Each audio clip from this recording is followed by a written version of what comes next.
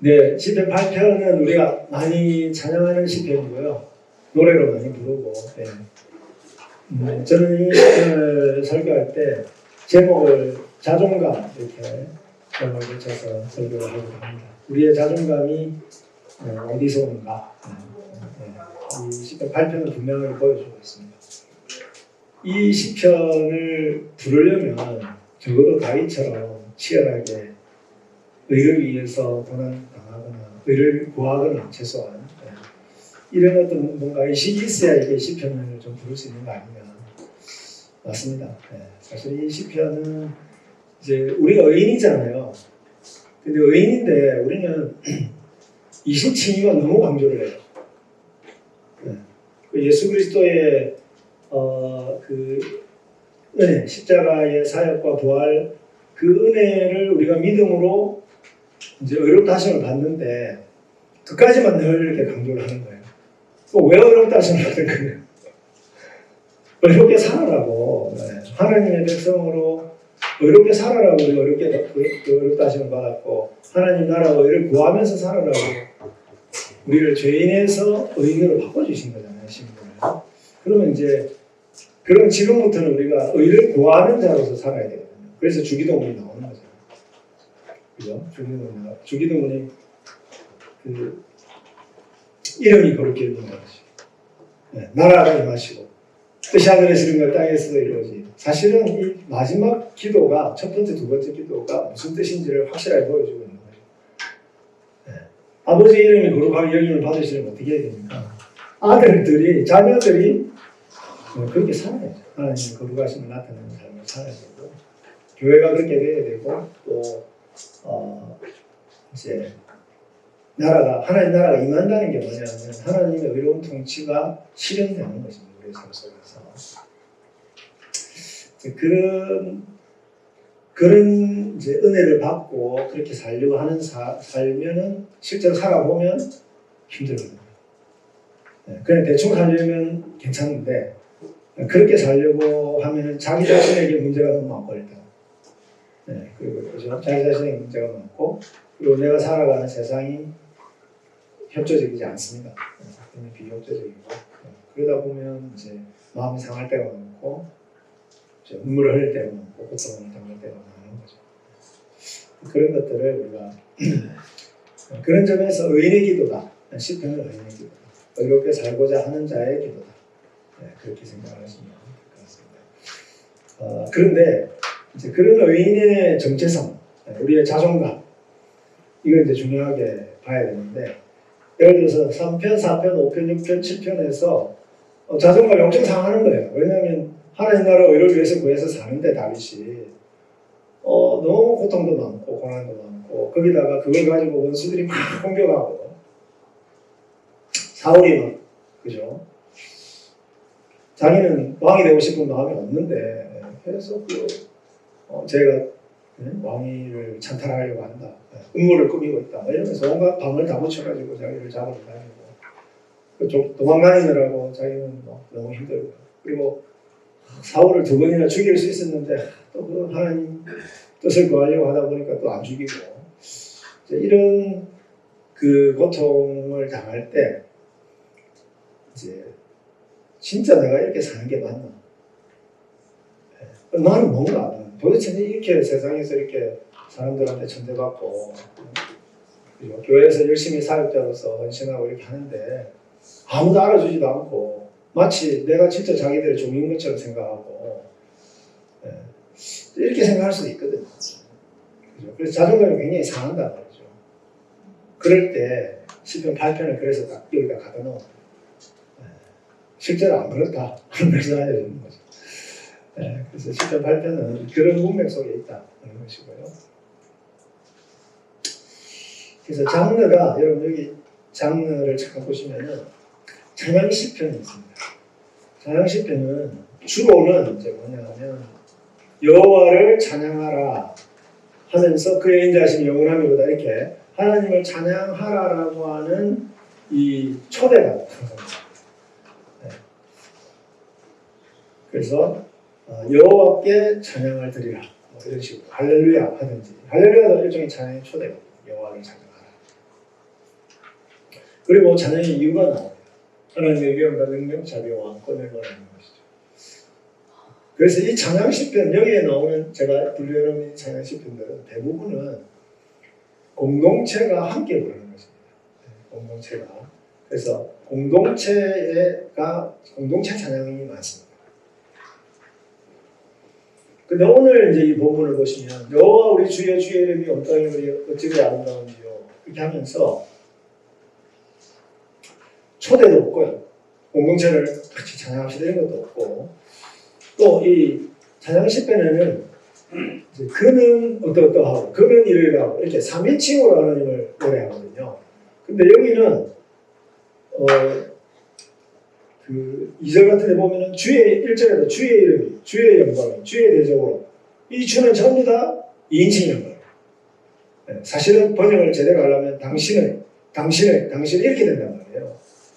근데 우리 국어어법상 하나님 보고 당신을 이러면 맘먹자는 거잖아요.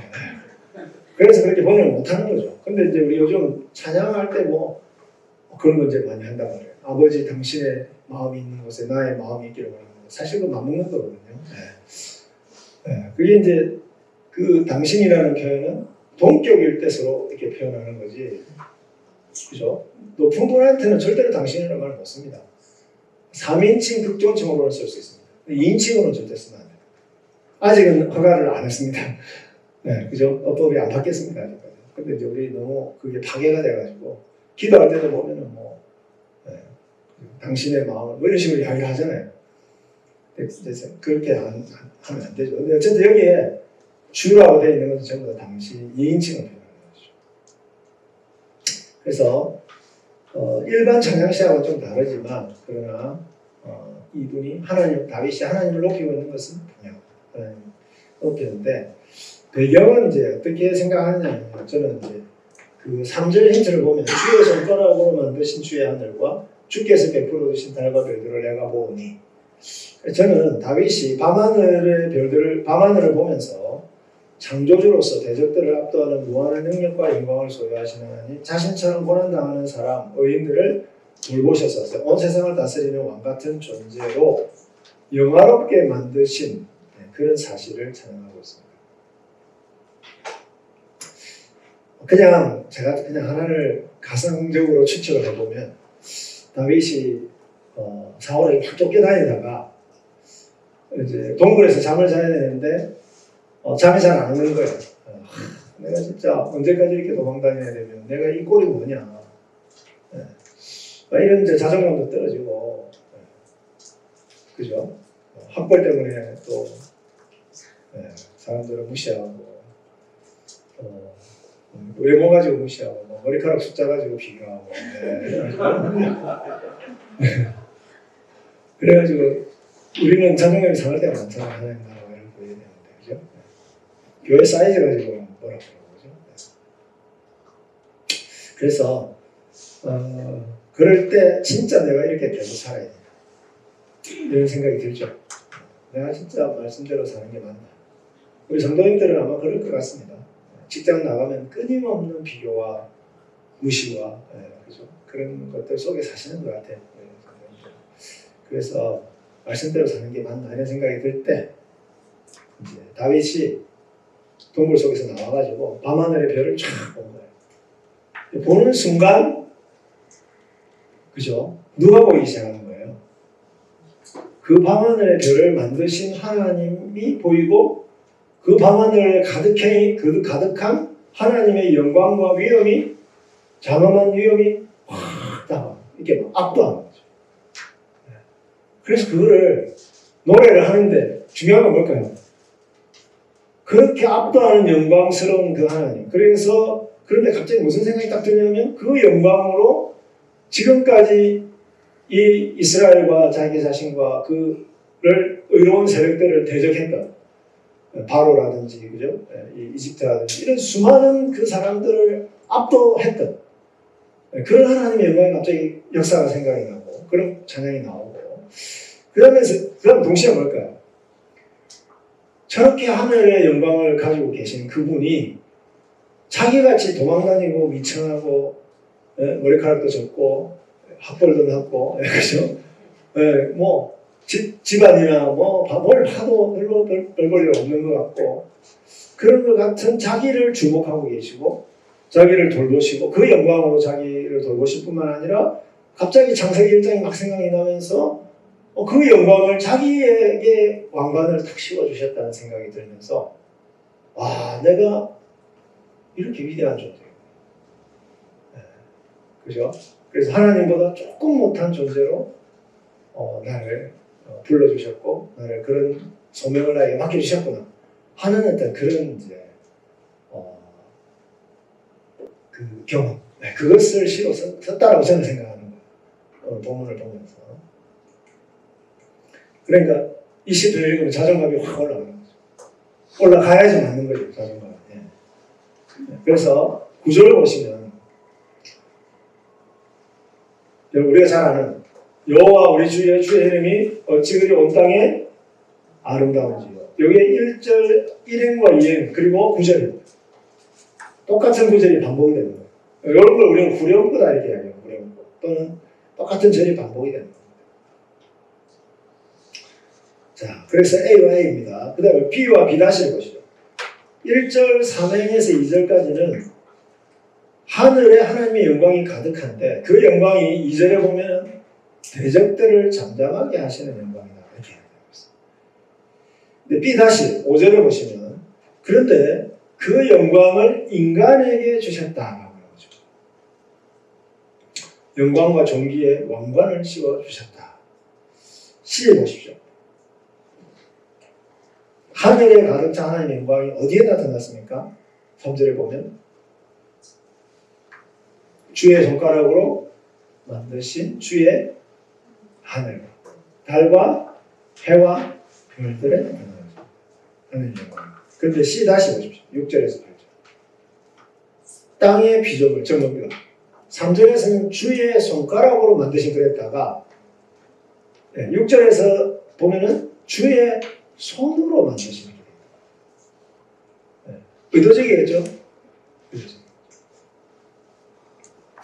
그래서 하늘에 주의 손가락으로 만드신 것은 하나님 다스리고 계시고 땅에서 하나님이 손으로 만드신 것은 누구에게 맡겨주신 거예요? 인간에게.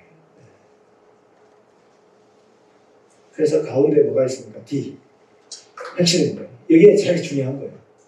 사람이 무엇이 한데 주께서 그를 생각하시며 인자가 무엇이 한데 주께서 그를 공고하시나이까 돌보시나이까. 그래서 A와 A 어찌 그리 할 때 마입니다. 히브리어로 마. 근데 D에 보면은 사람이 무엇이 간데 할 때 마. 그죠? 그래서 감탄사를 처음과 가운데다가 탁 두면서 주제를 탁 하는 겁니다. 그러니까 온 세상을 가득 채운 하나님의 영광이 온 세상을 다스리는 그런 하나님의 영광을 우리같이 미천한 자들에게 주셔서 우리를 돌봐주시고 그리고 그 영광을 주셔서 하나님이 땅에 만들어 놓으신 이 피조물들을 우리에게 다스리게 하셨다. 다른 말로 이야기하면 왕 같은 존재로서 이 땅에서 하나님 나라를 이루면서 살게 하셨다는 거죠. 그러니까 사울에게 쫓겨다닐 때 다윗이 그 밤하늘의 별들을 보면서 자존감이 높아진 것은 뭘까요? 내가 이래봬도 그죠? 이 세상을 하나님 대신 다스리는 왕 같은 존재고 내가 이래봬도 하나님의 영광의 왕관이 내 머리 위에 있다 하는 것을 생각하는 거죠. 그래서 의인들을 고난당하는 의인들을 격려하는 노래다 이렇게 보시면 되겠습니다. 인도자를 따라 표제를 보시면 깃딧에 맞춰 다윗이 실기되어 있는데요. 이 깃딧이라고 하는 것은 아마도 곡조 이름일 가능성이 높습니다. 가드 있잖아요. 가드 그죠? 가드의 부르는 가드의 곡조일 수도 있고 이 깃이라는 게 이제 깃이라는 게 포도주 틀을 이야기하는데 포도즙을 내는 그 틀 노래 포도주를 밟으면서 부르는 노래 그 곡조를 의미할지 학자들의 추측은 많습니다만 정확한 거는 가봐야 합니다. 천국 가서 물어봐요. 다윗한테 물어봐요. 몰라도 됩니다. 이 곡조를 몰라도 돼요. 왜냐하면 만약에 그 곡조를 우리가 알아서 불러도 은혜가 안 될 겁니다. 왜냐하면 너무 오래된 곡조이기 때문에. 우리는 그럼 어떻게 하면 됩니까? 요즘 곡조로 부르는 노래를 부르면 됩니다. 여호와 우리 주 이렇게 부르면 됩니다. 그건 조금 오래되면 또 다른 분이 작곡하면 됩니다. 그래서 가사는 무궁무진하니까 안 풀려요. 그래서 여기서 제가 일부러 주님으로 번역했죠. 여기서 주는 여기 보니까 당신의 이름 이렇게 됐잖아요. 근데 요 주님은 여기 보면 아도나이, 아도네는 우리의 주님, 주인이신 하나님.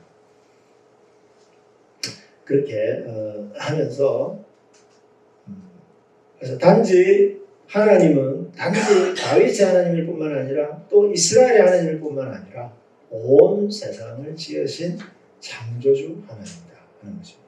창조주 하나님의 절대 주권을 배우는 거예요. 그리고 시편에서 이름을 찬양한다. 주의 이름을 찬양한다 그러잖아요. 그럼 그 이름은 뭐를 대표하는 거냐면 그분의 존재와 그분의 사역을 대표하는 것입니다. 그렇게 생각하십니다. 이제 여호와의 이름을 찬양한다 했을 때 여호와의 이름이 장엄하다 하는 것은 그분의 존재와 그분의 하신 사역이 얼마나 위대하냐 하는 것을 얘기하죠.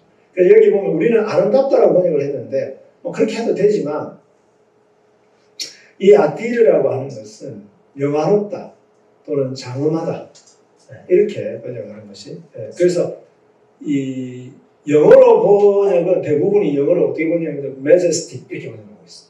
Your Majesty 그러잖아요. Your Majesty 그러잖아요. 근데 어디에 장엄하죠? 온 땅. 하나님이 지으신 모든 이 땅은 단지 땅을 말하는 게 아니라 온 우주 만물 그리고 주의 영광을 하늘 위에 두셨습니다. 자, 저는 이걸 왜 이렇게 나눴느냐?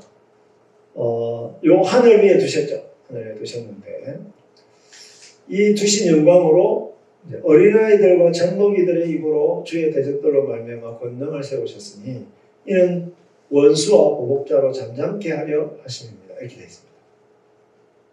여러분 하늘 위에 이 영광을 가지고 하나님이 어떤 일을 하셨느냐라고 하는 거죠. 자, 뭐냐면 어린아이와 젖먹이들의 입으로 권능을 세우셨다. 이게 무슨 말일까요? 요거거든요. 요게 어린아이와 젖먹이거든요.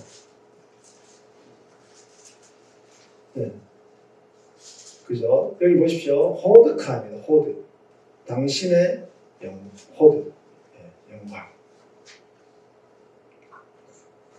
하늘에 두셨고, 그 다음에 이 오즈, 힘을, 능력을 세우셨다.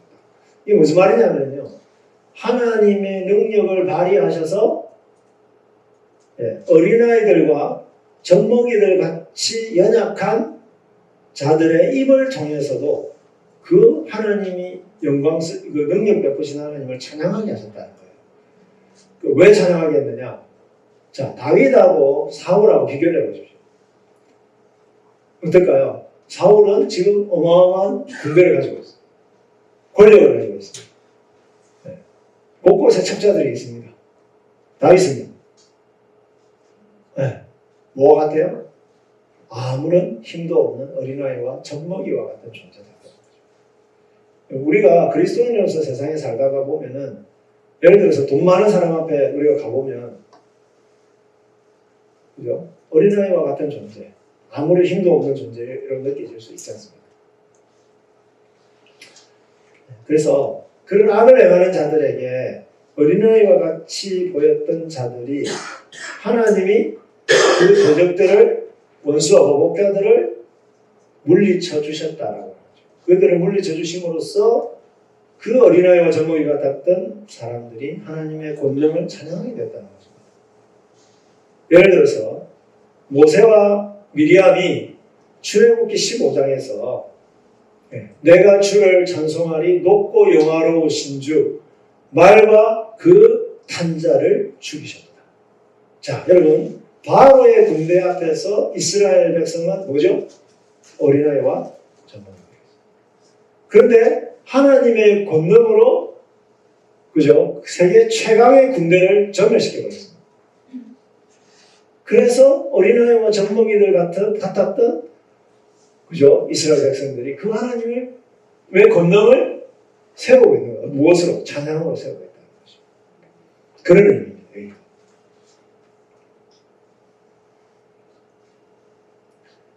네, 그래서 그것을 높였다. 하늘 위에 그것을 영광을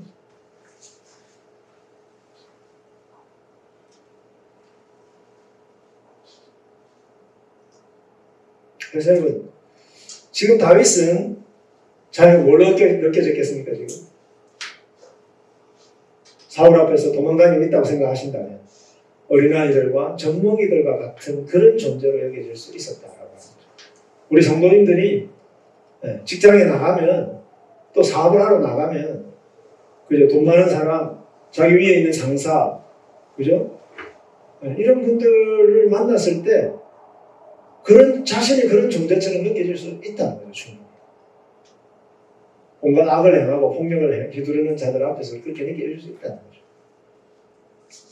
근데 다윗은 지금 하늘의 그 영광을 딱 보는 순간에 하나님이 저 영광으로 지금까지 그 수많은 대적들을 물리쳐 주셔서 우리가 어린아이와 같았는데 지금까지 하나님을 찬양해 보지 않았느냐라고 하는 것이 또 있는 거죠. 그래서 이 구절을 마태복음 21장 16절에서 인용하고 있습니다.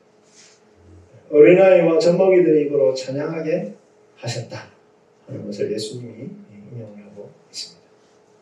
예수님이 성전에 들어갔을 때, 그죠?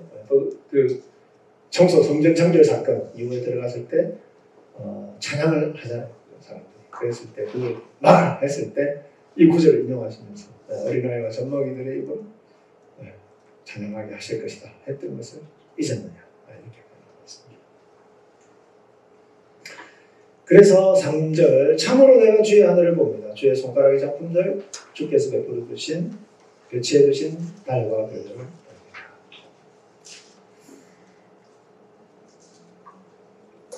그러니까 이것 때문이라는 거죠. 자, 하늘에 영광을 두셨다고 그랬잖아요. 아까 2절에 하늘에 영광을 두셨다고 그랬잖아요. 그럼 그 영광이 구체적으로 뭐냐? 이겁니다.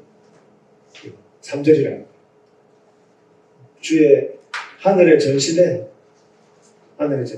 하나님의 손가락의 작품들이 달과 별들을 보는 순간에 하나님의 영광이 온 세상을 압도하고 있다는 것을 느끼고 깨닫게 되었다는 것이죠. 그래서 그런 영광으로 지금까지 하나님을 대적하는 세력들을 하나님이 심판해 오셨고 어린아이 같았던 이스라엘과 우리들을 통해서 찬양을 받아오셨다 하는 것입니다. 자, 4절 같이 읽어볼까요? 사람이 무엇이기에 이렇게 그를 생각해 주시고 인자가 무엇이기에 이렇게 그를 돌보십니까? 그래서 여기에 나오는 에노시라고 하는 단어랑 벤 아담이라고 하는 단어는 사람의 아들, 벤 아담은 사람의 아들이고요. 에노시는 인생. 그리고 인생이 무엇이냐 이렇게 이야기를 할 수 있잖아요. 그러면 인생이라는 표현은 하나님 앞에서 보면은 좀 대조적인 거잖아요. 하나님은 정말 영원하신 분이라면 인생아 이렇게 했을 때, 야 인간아 이렇게 했을 때 우리가 인생이야 이렇게 했을 때 이 뭔가 좀 연약하고 그죠? 근데 그러니까 여기서는 그걸 표현하는 겁니다. 앞에서 그 온 하늘을 영화롭게 가득 채우고 계시는 그런 하나님의 영광에 비하면 정말 아무것도 아닌 보잘것없고 미물에 불과한 우리가 뭐라고 하나님이 이렇게 그 영광스러운 하나님 우리를 이렇게 생각해주고 돌보십니다. 그게 바로 이전에 나왔잖아요. 어린아이와 젖먹이 같은 자들의 대적을 물리치셔서 그들을 찬양하게 하셨다. 거기에서 표현된 그거를 4절에서 다시 확실히 해주는 겁니다. 창세기를 생각해 보시면 우주 만물을 다 창조하시고 마지막에 인간을 흙으로 만드시고 생기를 불어넣으시고 동물들에게 안 하는 행동을 하시는 거예요. 특별히 코에다가 생기를 불어넣어 주셨어요. 그리고 그러니까 온 세상을 다스리는 하나님 대신해서 다스리는 하나님 형상 대리통치자를 만들어주셨어요. 그게 특별한 것이죠. 거기부터 시작해가지고 그죠? 타락했는데 하나님 아브라함 부르시고 하나님 그러니까 그 역사를 다 이렇게 떠올리면서 다윗이 그렇게 인간을 돌보셔서 구원해 주시고 다시 뭘까요? 이제 5절 이후에 보면 다시 하나님의 대리 통치자의 영광을 부여해 주셨다. 그런 것입니다.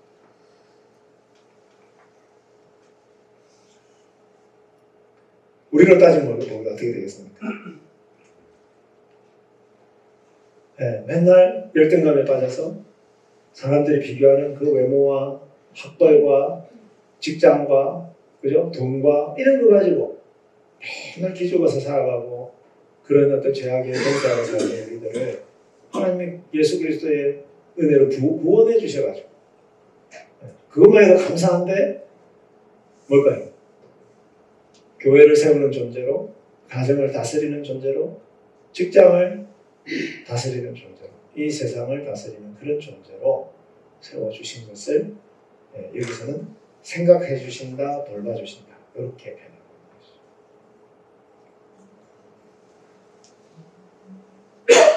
그래서 여기 아담이라는 단어가 제가 보기엔 의도적입니다. 그 창조의 기사를 떠올리도록 하기 위해서 의도적으로 저는 표현했다고. 그래서 이것은 항상 필요를 공급해 주시고 죄를 용서해 주시고 항상 함께 하시면서 돌봐주시는 그런 것들을 이야기한다. 이렇게 말할 수가 있겠습니다.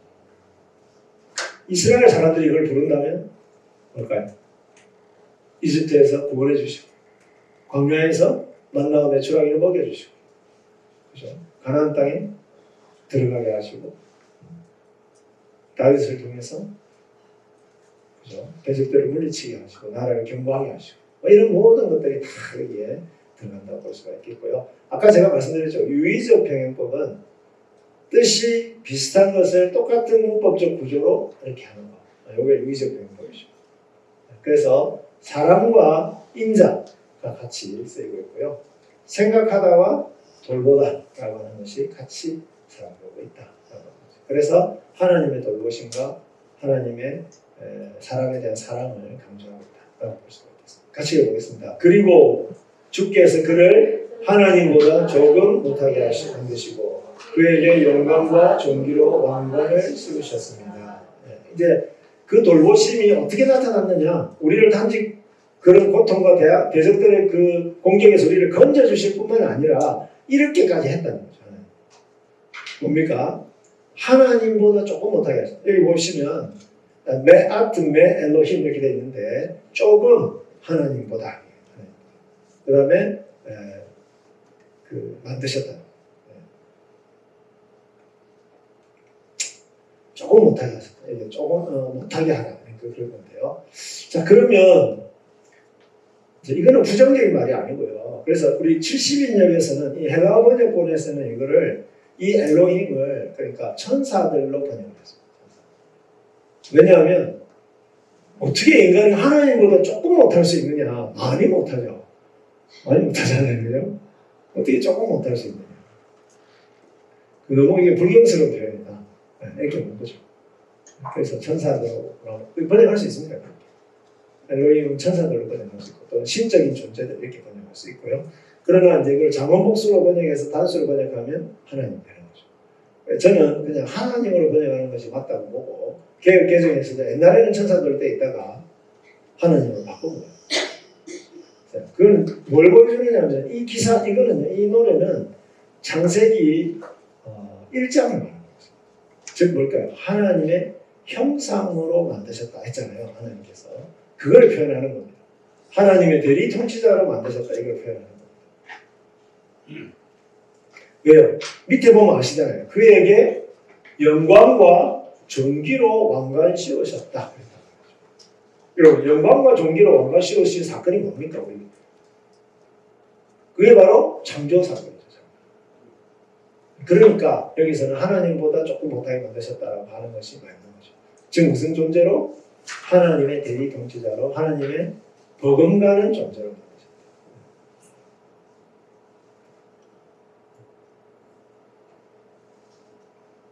즉 하나님의 왕관을 우리한테 씌워준 겁니다. 영광의 왕관.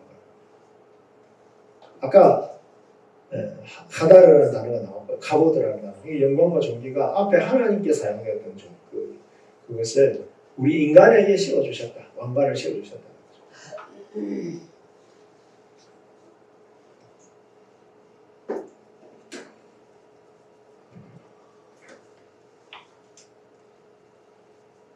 그래서 여러분 시편 21편 5절에 보면은 인간 왕에게 하나님이 주시는 영광과 존귀를 직접 이거 똑같은 표현을 쓰고 있습니다. 인간 왕에게.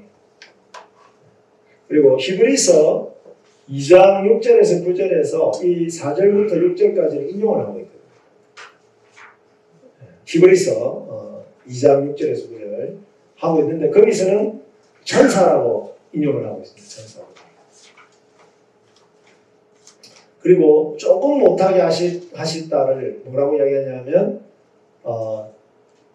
그를 천사보다 잠깐 못하게 하셨다. 이렇게 잠깐. 조금을 잠깐이라고 해요. 그래서 이 구절을 누구에게 적용하고 있느냐면 예수님에게 적용하고 있습니다. 그러면 이제 저는 물어보고 싶으냐면요. 히브리서 2장 6절에서 9절은 이 구절을 인용을 하면서 예수님이야말로 비록 그죠? 죄인인 인간의 모습을 가지고 오셨지만 그러나 예수님이야말로 이 하나님의 형상으로 창조된 그 창조의 그 원형을 제대로 회복하십니다 하는 것을 강조한다. 이렇게 보시면 되겠습니다. 근데 너무 감사한 거는 더 감사한 건 뭐죠? 예수님이 자기 자신만 온전한 하나님의 형상으로서 이 땅에 오셨을 뿐만 아니라 자신을 믿는 우리까지도 뭘까요? 하나님의 형상으로 회복시켜 주셨다는 거죠. 그래서 우리가 신약 성경에 보면 어떤 표현이 나옵니까? 그리스도 안에서 우리가 뭐 한다고요? 왕노릇한다는 표현을 씁니다. 신약에서는 그것을 왕노릇한다. 여러분 그러니까 자존감 확실하게 끌어올려주는 겁니다. 하나님 우리를 태초에 그렇게 만들어주시고 또 돌봐주셨을 뿐만 아니라 그죠? 예수 그리스도의 사역을 통해서 우리를 하나님의 대리 통치자로 확실하게 회복시켜 주셨고 그래서 지금 우리에게 뭘 맡겨주셨다는 거예요? 이겁니다. 주께서 그에게 주의 손의 작품들을 다스리게 하시고 그 모든 것을 그의 발 아래 두셨습니다. 유의적이죠. 소와 모든 양과 소들 그리고 야생동물들 공중의 새와 바닷길들을 다니는 바다 물고기들입니다. 그래서 이게 정확하게 창세기 1장 26절에서 28절을 그대로 반영하고 있습니다. 창세기 1장 26절과 28절.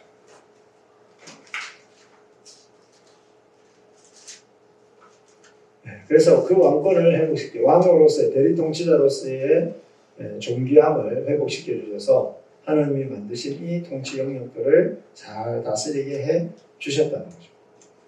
하늘은 누가 다스리고 계세요?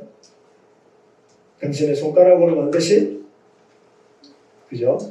달과 별들은 하나님이 운행하고 계시고 땅에 있는 피조물들은 우리에게 왕관을 씌우셔서 왕적인 존재로서 다스리게 하셨다는 것이죠.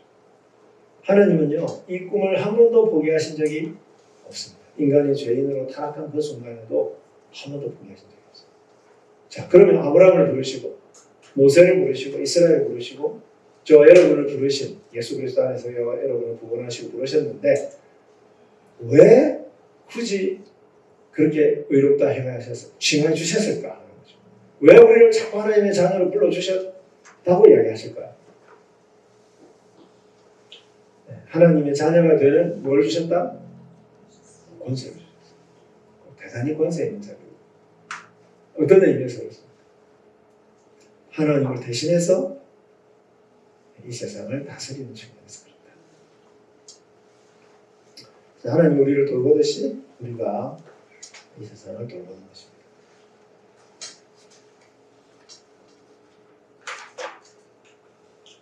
지금 다윗은요 완전 자존심 업그레이드 된 거죠. 내가 지금 비록 동굴에서 잠자면서 맨날 쫓겨다니고 이렇게 살아야 되지만 이렇게 살고 있지만 나는 쫓겨다니면서도 내가 왕노릇해야 되는 존재야. 이렇게 생각합니다. 그래서 실제로 다윗은 어떻게 살았습니까? 쫓겨다니면서도 왕노릇 했습니다. 어떻게 왕노릇 했죠? 네. 쫓겨다니는데 아둘람 굴로 사울에게 고통당하는 자들이 많이 찾아왔거든요. 그들을 위로해주고요. 그들을 돌봐주었습니다. 그 다음에 쫓겨다니는데 그엘라 성에 누가 쳐들어왔어요? 블레셋이 쳐들어왔잖아요. 그래서 하나님 앞에 기도합니다. 하나님, 제가 그엘라 성 사람들을 도와주러 갈까요? 말까요? 기도. 이 사람은요, 쫓겨다니면서도 이런 노래를 불렀기 때문에 이런 자존감이 있으니까 쫓겨다니면서도 하나님이 허락하시면 제가 그엘라 성 사람들을 블레셋 사람들로부터 막아서 도와주고 싶어요. 하나님 나라의 대리 통치자로 제대로 살고 싶어요. 그렇게 기도한 거예요. 그래서 하나님이 가라고 해가지고 실제로 도와줬어요. 도망다니면서. 사람들이 우리를 뭐라고 하든지 우리는 어떤 존재로 생각하시면 되겠습니까? 그렇죠. 하나님의 대리 통치자로 내가 산다. 네. 상사가 아무리 그죠? 핍박을 해도 속으로는 뭐라고 생각하면 되겠습니까? 겉으로는 겸손하고 공손하게 순종해야 되겠지만 나 때문에 우리 회사가 사는 거야. 그죠? 내 덕분에 우리 가정이 이렇게 복을 받고 돌아가는 거야. 내가 교회를 잘 섬겨서 제가 왕노릇을 교회에서 잘 이렇게 하는 말씀으로 잘 교회를 섬겨서 교회가 잘 세워진다. 이런 것들이 전부 남편 노릇 잘하는 거, 아내 노릇 잘하는 거, 자녀 노릇 잘하는 거, 이게 전부 다 통치의 행위로서 우리가 해석할 수 있다. 하나님 나라를 확장하는 행위로서 볼 수 있다. 심지어는 다윗의 고난조차. 그러니까 9절에 또 한 번 나오는 거예요. 이런 걸 다 묵상하고 나니까 막 가슴 속이 너무 벅차서 1절에서 불렀던 거 한 번 다 할 수밖에 없죠. 여호와 우리시여 주님 주의 이름이 온다. 이걸 찌그리 찬양합니까. 자, 그러니까 하나님을 찬양하는 건데요.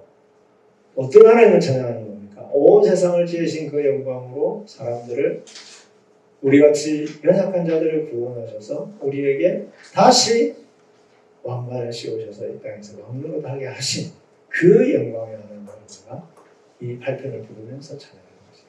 이렇게 보시면 되겠습니다. 이런 자존감이 없으면 어떻게 되느냐면 사울처럼 됩니다. 사울은요, 자기가 왕이잖아요.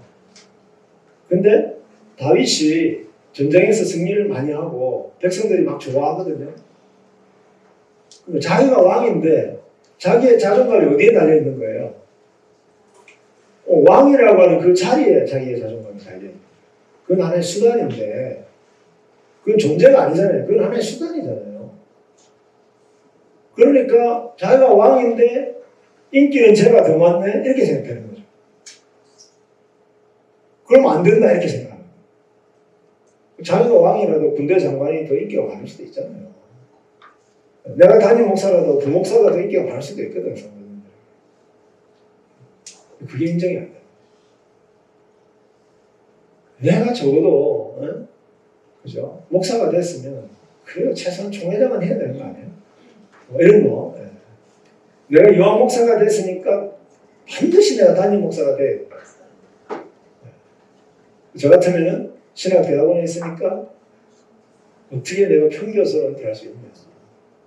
신학대학 원장은 반드시 해야 된다. 이런 것이 이제 이런 것이 뭘까요? 우리의 자존감을 높여준다고 자꾸 생각하는 거죠. 근데 뭐가 자존감을 높여주는 거예요? 소명이에요. 소명.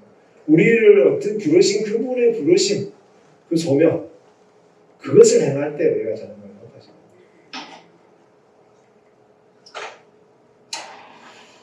네, 그래서 일단은 우리는 여러분들 죄가 너무 이 세상에 너무 죄가 난무하고 교회가 이게 이런 생각이 들 때가 있을 거예요. 네, 그래도요, 그때 우리가 뭘 해야 되냐면 밤안 눈을 들어가지고 방 안에 별들을 보셔야 돼요. 네, 보셔야 돼요.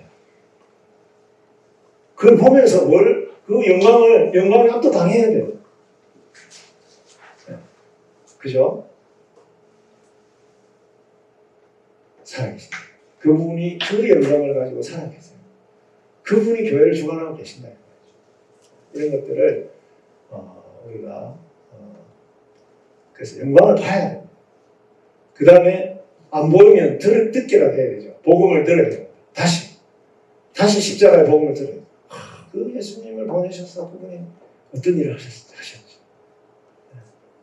부활하시고 좌절하시고 이런 그 복음을 들어요.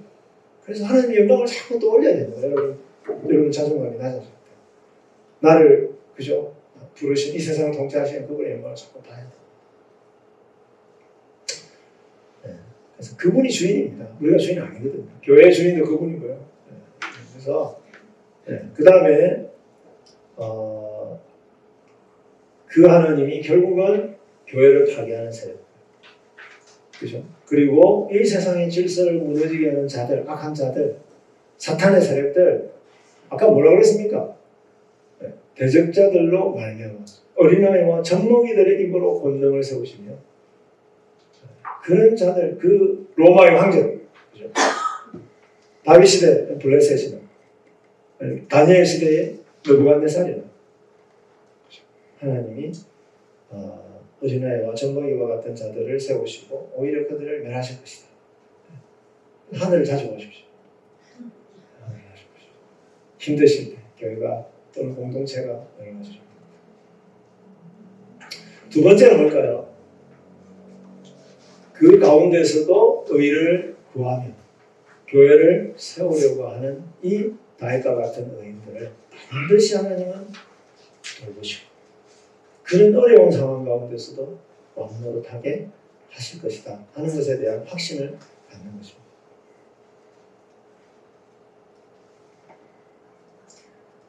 그래서 광야에서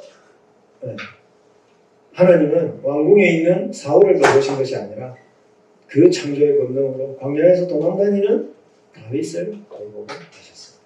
너무 위로가 되지 않습니까? 그렇죠? 거기 우리 자존감입니다.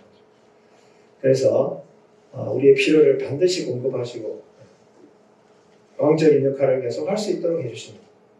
자, 그래서 그런 게 잘 안 느껴지시면 예수님을 보시면 됩니다. 그죠? 천사들보다 낮아지셔서 인간이 되셔서 이 땅에 오신 그래서 가장 비천한 존재로 살아가셨다. 가장 비천해 주셨다.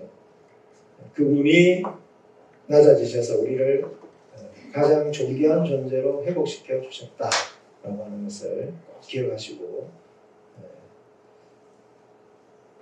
그래서 하나님의 형상을 회복된 우리가 성령의 도우심으로 그 왕권을 완전히 실현할 수 있게 되었다라고 하는 것입니다.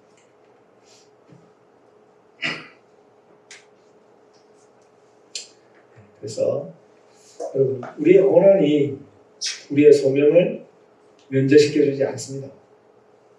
그러니까 고난이 도저히 이해가 안 되면 이렇게 기도하시면 됩니다. 하나님 이 고난조차도 왕노릇하는 소명을 행하는 그런 일부가 되게 해주십시오.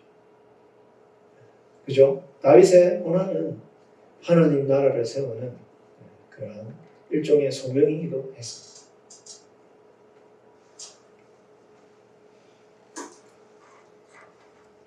그래서 에베소서 1장 10절에 보면 그리스도 안에서 하늘에 있는 것과 땅에 있는 것이 동일되는 그날이 올 것입니다. 그때까지 우리는 이 땅에서 그 일을 그 왕노릇을 계속 해야 나가는 존재다. 이 시대는 그것을 노래하고 있습니다. 그래서 우리 주일학교나 청소년들이나 청년들에게 기가 많이 죽을 수 있잖아요. 주눅이 많이 들 수 있잖아요. 그래서 이 찬양을 같이 부르면서 이런 멋진 존재들이다 우리가. 외적으로 뭐 어떤 직업을 갖든, 그죠? 어떤 학교를 가든 그와 관계없이 이런 존재들이라는 것을 알려줄 필요가 있겠다. 네, 14편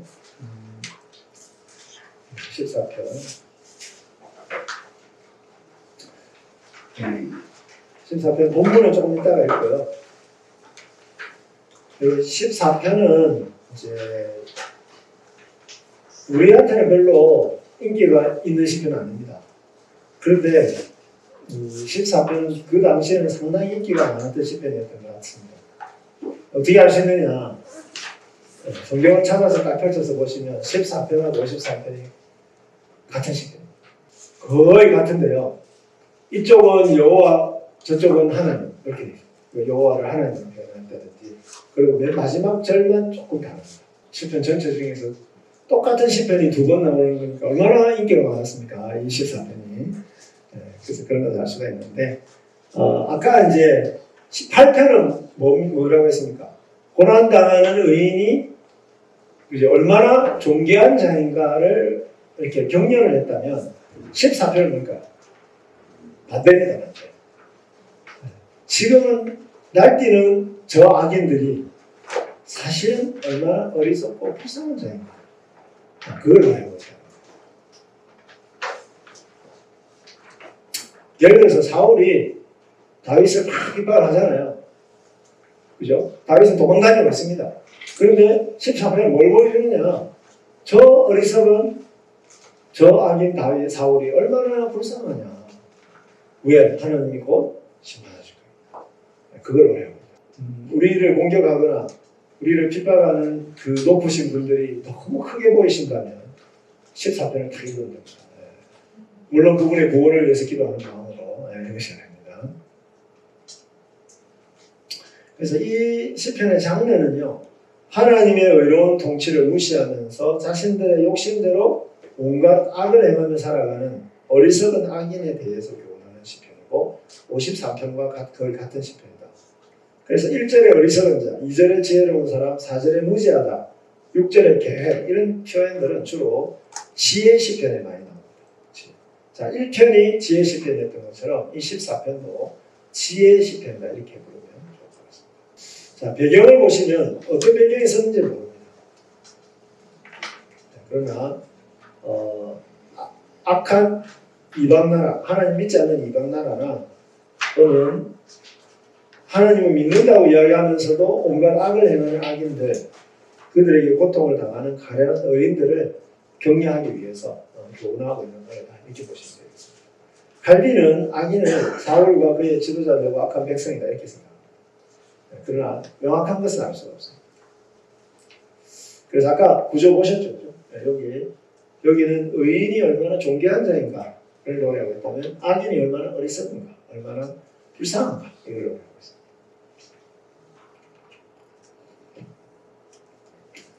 14편의 특징, 어리석은 자의 특징이 1절에 3절에 나옵니다. 딱 두 가지입니다. 하나님을 찾지 않기 때문에 지 마음대로 산다, 말이죠. 하나님을 찾지 않고 하나님을 인식을 안 하기 때문에 온갖 악을 행합니다. 4절에서 6절은 어리석은 자가, 그래서 어리석은 자의 종말, 하나님이 악인들이 압제하고 있는 의인과 함께 계시고 악인들은 강합니다. 7절은 이스라엘의 구원에 대한, 이스라엘의 회복에 대한 소망을 담고 있습니다. 만약에 7절을 생각해서 여기서 이제 의인을 이스라엘로 본다면 뭘까요? 좀 어리석은 악인들을 누구에 볼까요? 블레셋이라든지, 그죠? 그런 하나님을 안 믿는 다른 나라, 왕들 나라를 가리킬 수도 있습니다. 2절과 4절과 6절과 7절에 여호와라는 단어가 무려 4번이나 나오고요.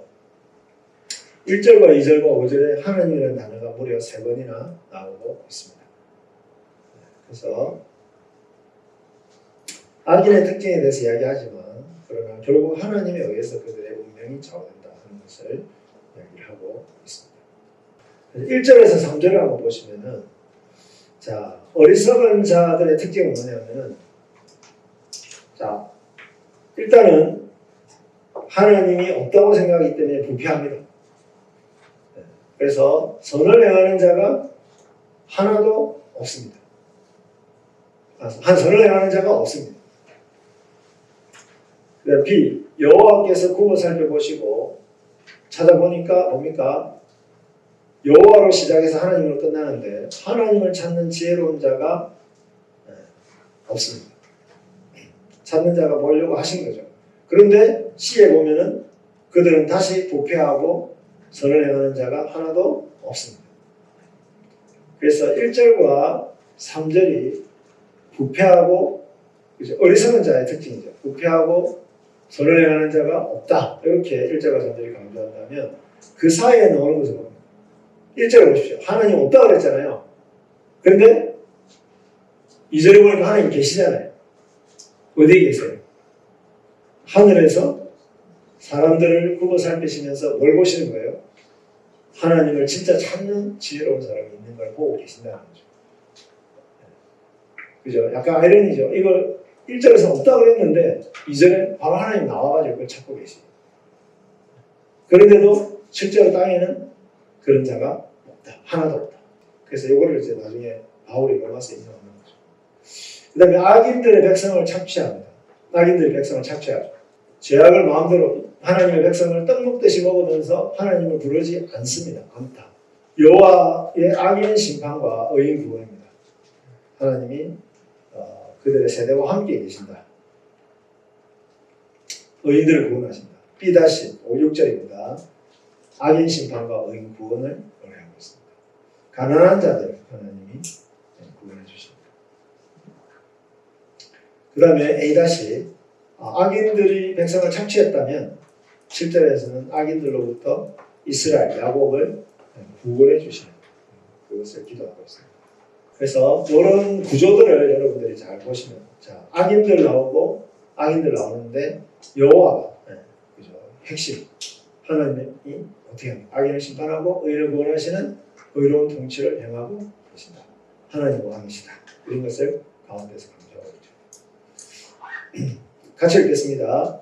1절부터 3절까지 어리석은 자는 그 마음에 이르기를 하나님이 없다 보다 저희는 부패하고 소행이 가증하여 선을 행하는 자가 없도다. 여호와께서 하늘에서 인생을 구워 살피사 하나님을 찾는 지각 있는 자가 보려 하시고 다 치우쳤으며 모두 부패하였으며 선을 행하는 자가 없으니 하나도 없도다. 네. 그래서 여기 없도다라고 하는 단어가 n인데요. n이 하나, 둘, 셋, 넷. 대부분 없다. 악인들과 요 사이에 넣는 하나님의 통치, 하나님의 찾으심 이것이 그죠 대조가 되고 있습니다. 그래서 1절을 보면 자, 어리석은 자는 마음에 이르기를 하나님이 없다. 이거를 문자적으로 보면 뭐가 될까요? 하나님 없다고 진짜 생각하는 사람들은 누굴까요? 그 당시에 다윗 시대 문자적으로 이스라엘 하나님을 인정하지 않는 사람들은 누굴까요? 그죠? 이방 나라들이겠죠. 이방 나라들. 그 다음에 말은 하나님이 있다 그래요. 그죠? 그 당시에 무신론자는 없었습니다. 그죠? 모든 사람들이 다 신이 있다고 믿었습니다. 그런데 뭘까요? 하나님이 실제로 지금 내가 살아가는 이 모든 일들을 통치하고 다스리시는 그런 하나님으로 생각하는 사람이 없었다라고. 예를 들어서 사울이 진짜 하나님을 믿었다면 말은 하나님 엄청나게 이야기 많이 했잖아요. 그런데 진짜 하나님을 믿었으면 어떻게 돼요? 하나님의 뜻을 존중해야 되잖아요. 근데 어떻게 합니까? 자기의 욕심을 채우잖아요. 그러니까 이런 걸 뭐라고 그러느냐? 이제 실천적 무신론자. 실천적 무신론자. 실제로 하나님의 심판을 믿지 않는 거예요. 여러분, 하나님 심판을 안 믿으니까 죄를 짓는 거예요, 마음껏. 그분이 하지 말라고 한 걸 마음껏 하는 거예요. 하나님 그 순간에는 안 믿는 거죠. 그죠? 그래서 부패하고 가증한 거죠. 선을 행하는 자가 없어요. 그래서 이 어리석음, 이 나발입니다. 나발. 나발 어디서 들어보셨죠? 아비가일이 그랬잖아요. 남편이잖아요. 아비가일이 다윗한테 뭐라 그래요? 제 남편이요. 그 사람 이름값을 그대로 하는 거예요. 이렇게 이야기했단 말이에요. 아비가일이. 그 사람 이름이 뭡니까? 나발이잖아요. 어리석다는 뜻이거든요. 내 남편이 어리석은 가지고 그렇습니다. 이렇게 이야기해요. 이름값을 했다. 그래서 그 머리가 나쁘다는 뜻이 아닙니다. 뭘까요? 하나님을 실제로 하나님 통치하신다는 것을 안 믿기 때문에 그래서 자기 마음대로 산다. 그게 어리석은 거다. 종교적인, 영적인 어리석음. 그래서 여기서도 생생하게 이 마음의 생각을 이야기를 하고 있습니다. 그래서 여러분 이거를 하나님이 없다를 영어로 표현해 보면 이런 거예요. God does not care. 하나님 상관하지 않으신다. 그렇죠. 우리가 그럴 때가 있지 않습니까? 하나님 상관해? 하나님 상관하지 않으셔. 내가 이거 뭐 한두 번 해본 줄 알아? 근데 하나님 심판하지 않으셨어. 그래서 전도서에 보면 이런 말이 있습니다. 하나님의 심판이 속히 시행되지 않으므로 사람들이 마음 놓고 악을 행하는 거예요. 여러분, 하나님은 그냥 참고 계시는 건데 그거를 뭘로 해석하는 거예요? 하나님은 안 계신다. 하나님이 상관하지 않으신다라고 착각하는 거죠. 그래서 마음껏 부패하고 악을 행한다. 그래서 여기서 부패하다, 그 다음에 소행이 가증하다 이런 거 있잖아요. 이거는 굉장히 파괴적인 죄악을 행하는 것입니다. 그래서 여러분 죄는 왜 안 좋은 거냐 하면은 죄는 자기를 파괴할 뿐만 아니라 그죠? 다른 사람도 파괴하고 하나님 나라 전체를 파괴하고 세상을 파괴하고 선을 행하는 자가 하나도 없습니다. 그러니까 부패하고 가증하다, 이게 소행이 가증하다가 반대가 뭘까요? 선을 행하는 거죠. 그래서 오세토. 하나님께 여호와께서 하늘에서 인생을 보고 살피사 하나님을 찾는 지각 있는 자가 보려 하신즉 하나님이 상관하지 않는다고 이야기했는데 실제로 하나님 뭡니까? 다 상관하고 계시는 거예요. 그래서 굽어 살피다라는 단어를 일부러 쓴 거죠. 이 샤카프라는 단어인데 하나님이 마치 뭘까요? 하늘에서 마치 당신의 몸을 쑥 굽으셔가지고 땅의 일들을 이렇게 다 이렇게 보고 계시는, 돌보시는 이런 상황, 이런 모습을 그림으로 이렇게 굽어 오신다는 말이. 그러니까 상관하지 않는다 그랬는데 2절에서 바로 반박하고 있잖아요. 여호와께서 하늘에서 몸을 굽히셔가지고 다 보고 계시고 통치하고 계신다는 것입니다. 그래서 하나님의 세밀한 통치를 이야기하고, 그래서 하나님이 진짜 있다고 믿고 하나님을 찾는, 하나님을 예배하고 하나님께 기도하고 하는 그런 찾는, 다라시라는 단어는 그런 의미입니다.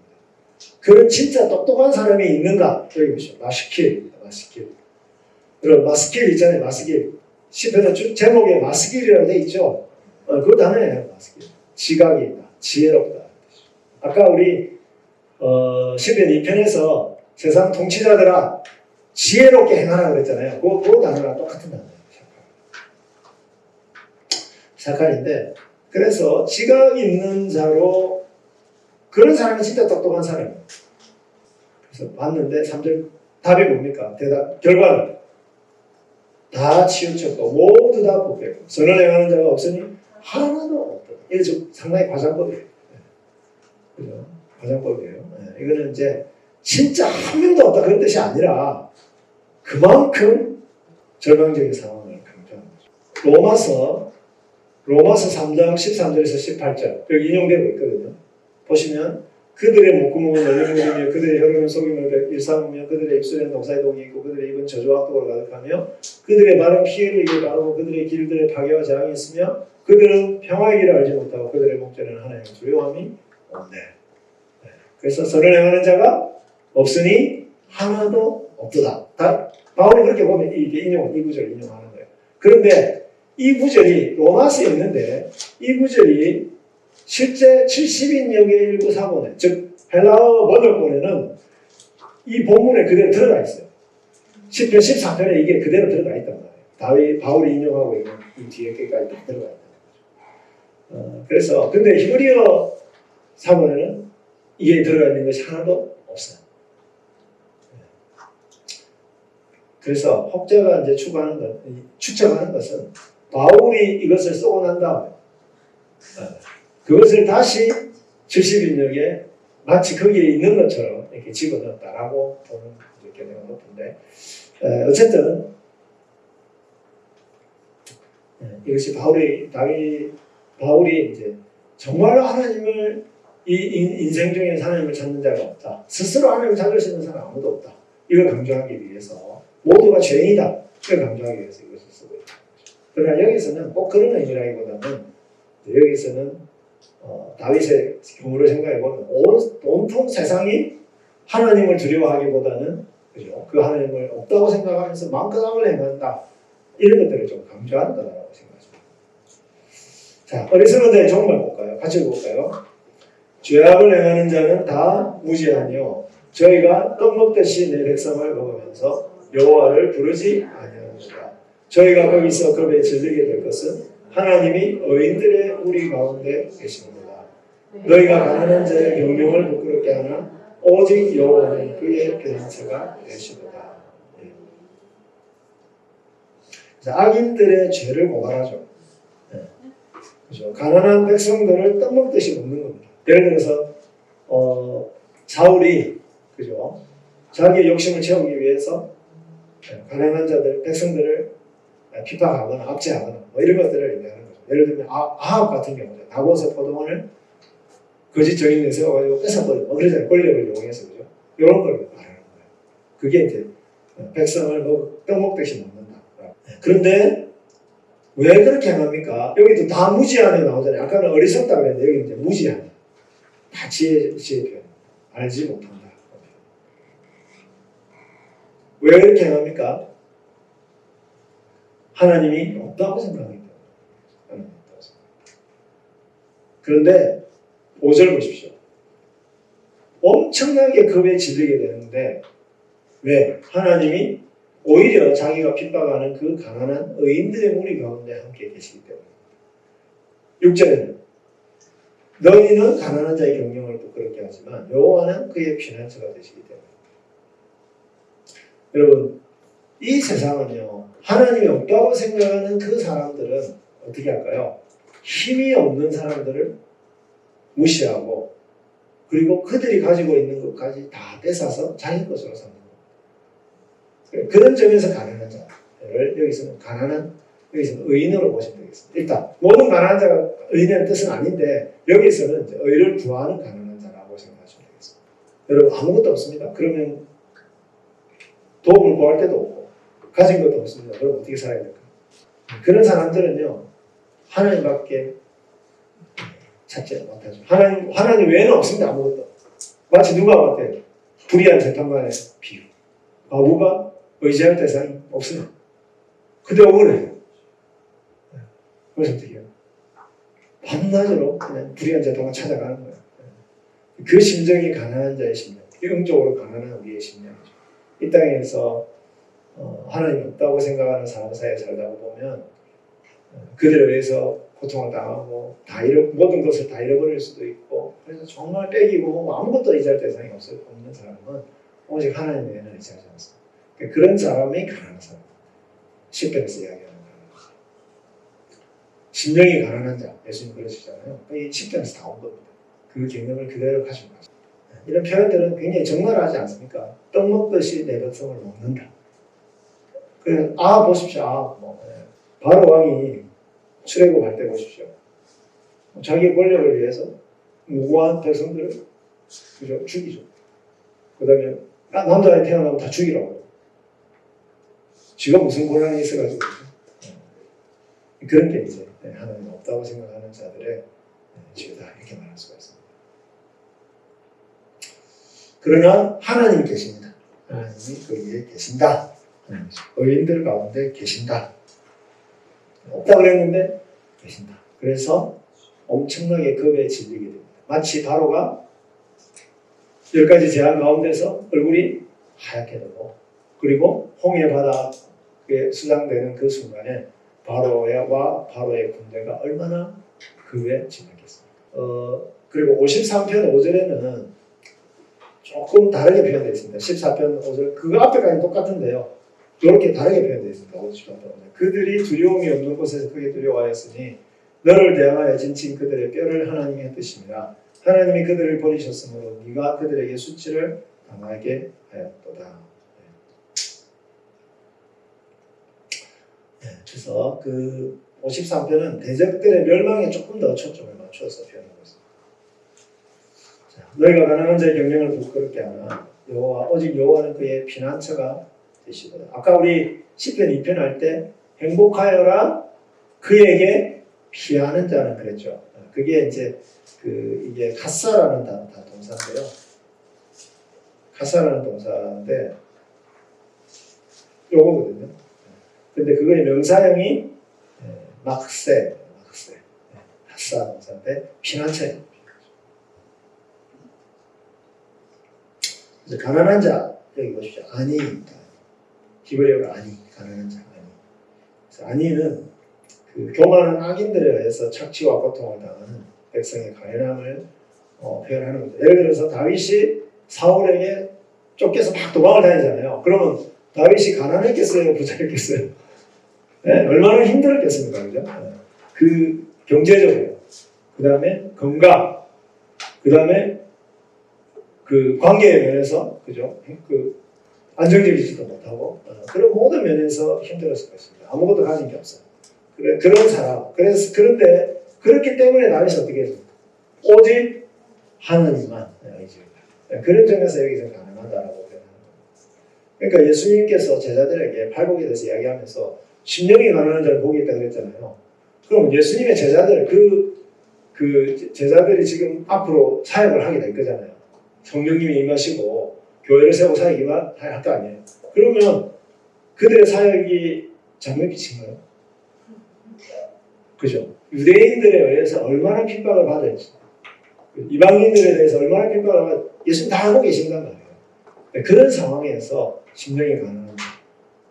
그럼에도 불구하고 오직 하나님만 절박하게 찾는 그가 하나님 나라를 차지하게 된다는 것을, 진짜 부자가 될 거다 하는 것을 이야기합니다.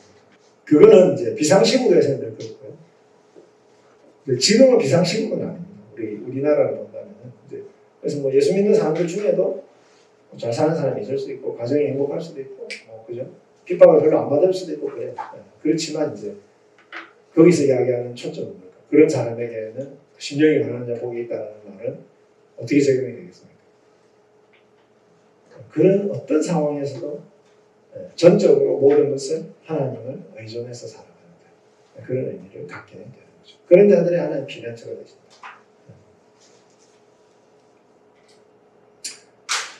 그래서 그런 자들의 대표가 누구냐? 그런 자들이 공동체가 이스라엘이거든요.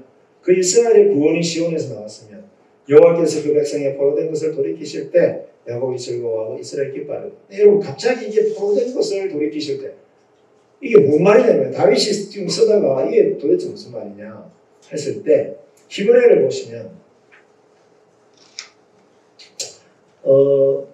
여기에 베슈 야훼 쉐부트입니다. 이게 이제 쉐부트를 포로된 것으로 번역을 한 거예요. 그리고 돌이키시다 이거는 슈입니다. 네. 근데 이게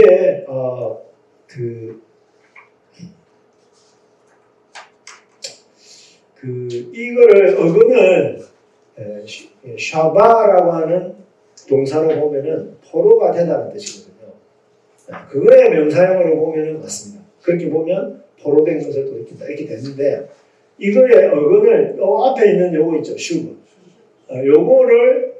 요거의 원형, 이게 원형이라고 보면 뭐가 될까요? 이거는 운명이나 회복의 의미를 갖게 되거든요. 그러면 회복을 회복시킬 때 또는 운명을 회복시킬 때 이렇게 번역할 수가 있습니다. 학자들의 논의가 많지만 저는 여기서는 포로로 꼭 볼 필요가 없다고 생각하고요. 이스라엘의 운명을 회복시킨다. 이렇게 번역하는 것이 좋겠습니다. 야곱이 즐거워하고 이스라엘이 기뻐하고. 예를 들어서 다윗의 경우라면 뭘까요? 이스라엘 운명을 회복시키는 것은 사울의 이 압제 가운데서 공포정치 가운데서 죽어가는 이런 이스라엘 말고 다윗에 의해서, 그죠? 다윗과 솔로몬에 의해서 이스라엘이 온전히 하나님 나라로 영화롭게 되는, 회복되는 이제 그런 것을 의미하고 있다. 의로운 통치를 통해서 하나님의 의로운 통치를 통해서 악인을 멸하시고 의인을 회복시키시는 그런 때를 통해서 하나님 이런 일을 했으면 좋겠다 하는 그런 계획을 보시면 되겠습니다. 자, 교회 안팎의 어리석은 자들 하나님이 없다고 생각하는 것이 모든 죄의 근원입니다. 그래서 반드시 악한 행위로 드러날 수밖에 없습니다. 교회 밖에서는요 스스로 지혜에 있다가 어리석게 되어 하나님을 마음에 두기 싫어하여 로마서 그대로 나옵니다. 자신의 정욕대로 온갖 악한 일들을 행하기를 고집합니다. 그들은 교회를 공격하고 하나님을 믿는 사람들을 의도적으로 조롱하고 경멸합니다. 그러나 사실은 그들은 매우 어리석은 자입니다. 왜요? 5절에 보세요. 로마서 1장 5절에 보면 하나님의 진노가 불의로 진리를 막는 사람들의 모든 경건하지 않음과 불의에 대하여 하늘로부터 나타날 것이기 때문입니다. 그래서 어리석은 거죠.